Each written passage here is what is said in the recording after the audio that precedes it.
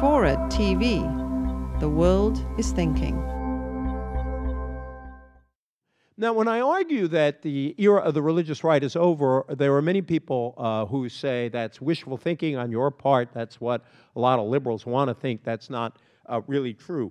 I'd like to suggest to you that there are several very large chunks of evidence in support of this idea. The first piece is simply from the 2008 Republican primaries themselves.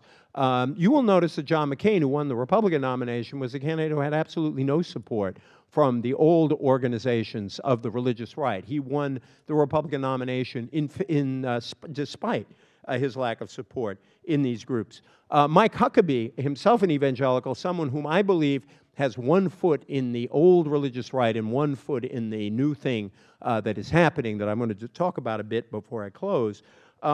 He won a huge evangelical vote, also despite having no support from the organized leaders. He got support from some of the newer groups like the homeschoolers, but none of the established leaders went with him.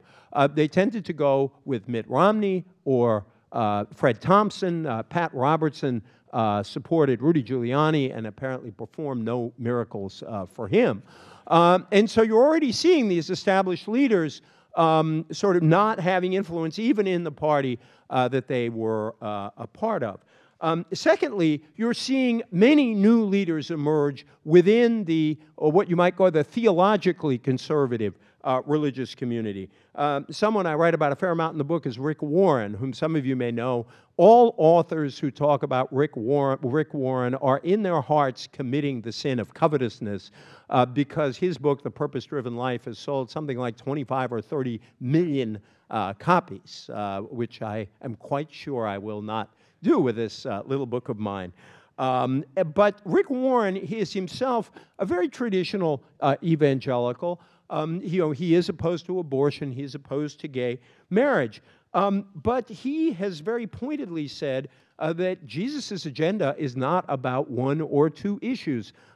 He has said that poverty is an issue that must be of central concern to Christians. Encouraged by his wife, he has organized a major mission to Africa to help the victims of AIDS.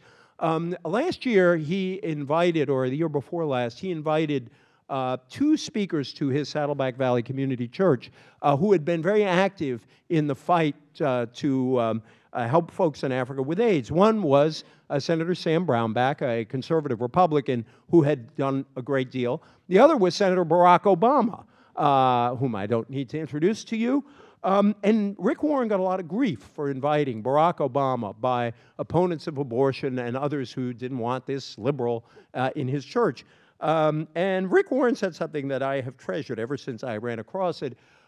He said, "Oh, I am not for the right wing or for the left wing. I am for the whole bird." And I think what you're seeing is the emergence of a great deal of whole bird Christianity out there. Another person I write about in the book is Rich Cizik, who's head of the National Association of Evangelicals. His reading of the Scriptures told him that we have a responsibility for the stewardship of the earth. That means we have a responsibility to the environment. That meant to Rich Cizik that evangelicals should have a special commitment to ending global warming. Again, he came under attack from the more political, conservative political evangelicals. This shouldn't be our agenda. You're broadening the agenda too much. And the board of the National Association of Evangelicals, not exactly as liberal as the ACLU, voted nearly unanimously to support Rick and this idea that evangelicals should be committed to action on the environment. So the religious winds are changing.